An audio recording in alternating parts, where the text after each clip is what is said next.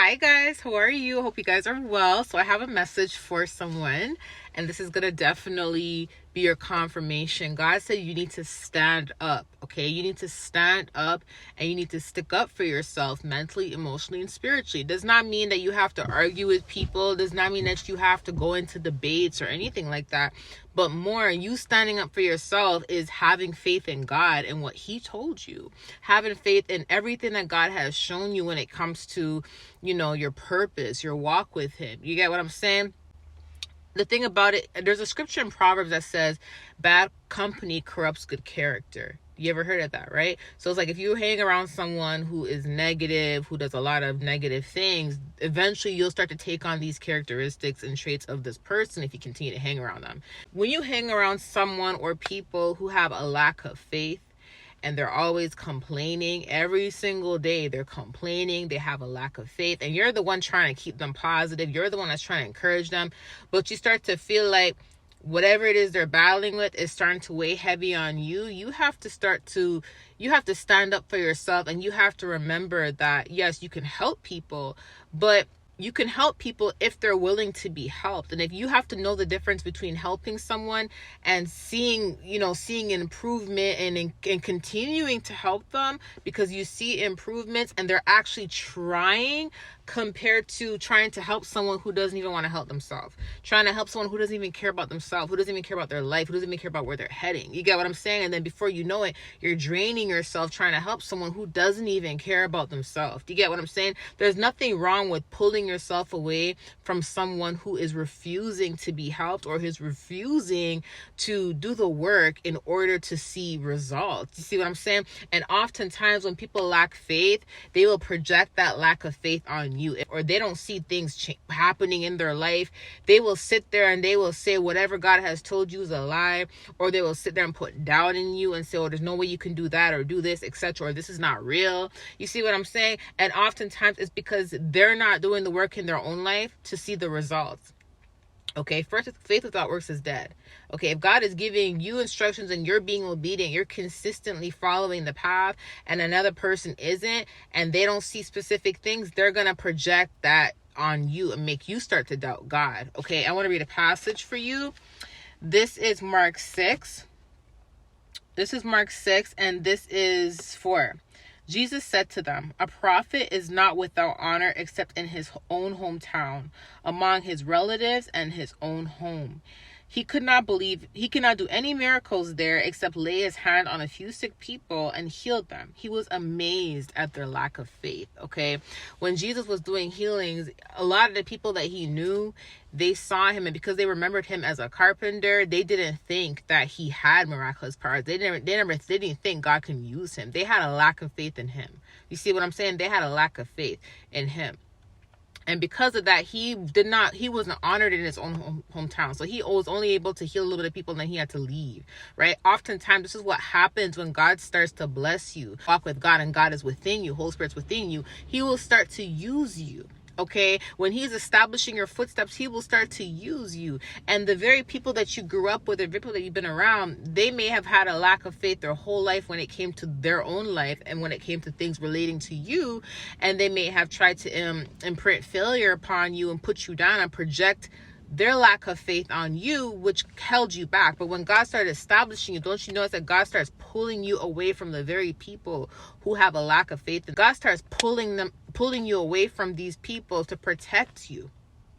Okay, to protect you. So if God has pulled you away from people to protect you, to keep you going on your journey, you have to know when you have to have specific boundaries, and you have to know when is the right time for you to be like, you know what, this is my call, I gotta leave. This is my cue, I gotta leave, because I can't sit here and let this person project their insecurities, their negativity, their lack of faith on me, because it's affecting me. People lack faith in God and they lack faith in themselves, right? They will project that on you, and it's like when they think they can't do something, or they think that there's no way God it's possible for God to do something and they don't believe, they will sit there and try to make you not believe. And it's like, you could sit there and try to tell them till you're blue in the face what God told you, and you can tell them all your plans, you can tell them all your dreams, you can tell all your hopes and everything, and it may not be that they don't think that it's possible for it to happen to you. They just may lack faith in themselves and think it's not possible for them to achieve it, and they will try to project that on you because they know you have the ambition. They know that God may be within you. You get what I'm saying? They may know that you are very strong-minded and you are a go-getter, and they know that you're goal-oriented, and because they see these qualities in you, they will start to project what they feel like they can't do upon you. And it's not that they can't do it, they can, but are they willing to do the work to do it, right? So oftentimes when this happens, they don't want to hear you. They don't want to hear anything you have to say. This is why God said he's also upset with the churches, because a lot of times there's children of God who are extremely gifted, and they may have spiritual gifts. God may have given them the gift to hear and see. It talks about this, I think it's in Kings. No, it's not Kings. It's a scripture that says many kings and prophets wish they can hear and see what you can hear and see, but they don't, right? So oftentimes you can be around leadership in church or ministry, and when they see that you are operating from a different part of the body and you have something they don't have, they will try to shut you up. They will try to mute you, or they will try to use you as a scapegoat and try to publicly shame you, okay, to make themselves still look as a leader or to take that authority position. And they will try to shut you up and make you feel some type of way to make you not even want to operate through your gift. But that's a whole nother video. It says here in Matthew 6 verse 8, these were his instructions: take nothing for the journey except the staff, no bread, no bag, no money in your belts. Wear sandals, but not an extra shirt. Whenever you enter a house, stay there until you leave that town. And if the place will not welcome you or listen to you, leave that place and shake the dust off your feet as a testimony against them. So basically, when people don't want to hear what you got to say, or if people have a lack of faith, or, they start projecting their insecurities on you and they don't want to hear anything you have to say. So you could be trying to help someone, you could be trying to uplift them and all of that, okay? You could be trying to tell them like, no, listen, that's what God told me, or it's what God said, and they don't want to hear you. It says here, you got to dust your feet and you gotta leave, and that will be a testimony, okay? No matter what happened between you and these people or this person, when you leave, that doesn't stop God's plans for your life. Their projection, their insecurities, their lack of faith doesn't stop God's plans for your life. Remember that, right? So when you leave, God is still going to fulfill his promise when it comes to you. And when people look back and they look at you and they see that God is uplifting you and God is fulfilling all his promises for your life, that's when they're going to believe that miracles are real. That's when they're going to believe that God is real. That's when they're going to believe that what you were trying to tell them was true. And they're going to look back to the day where they did not even want to listen to. They're going to look back to the day where they projected that insecurity and insecurity and doubt on you. And this has happened to many of you guys. This is why a lot of you guys do get attacked, because people know your potential. They know that God is working with you. They know they tried to project all these insecurities on you and lack of faith on you, and it didn't even work.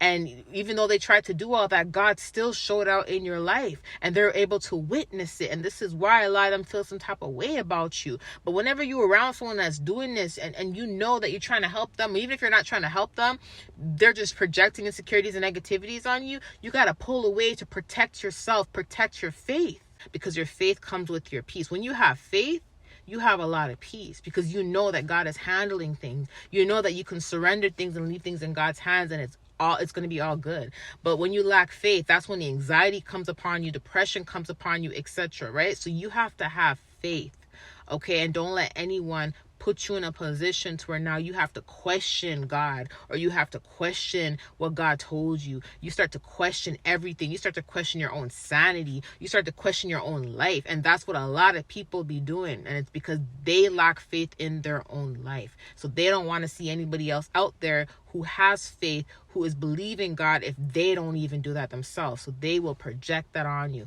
Protect your faith, okay? I love you guys. I'll talk to you soon. Bye.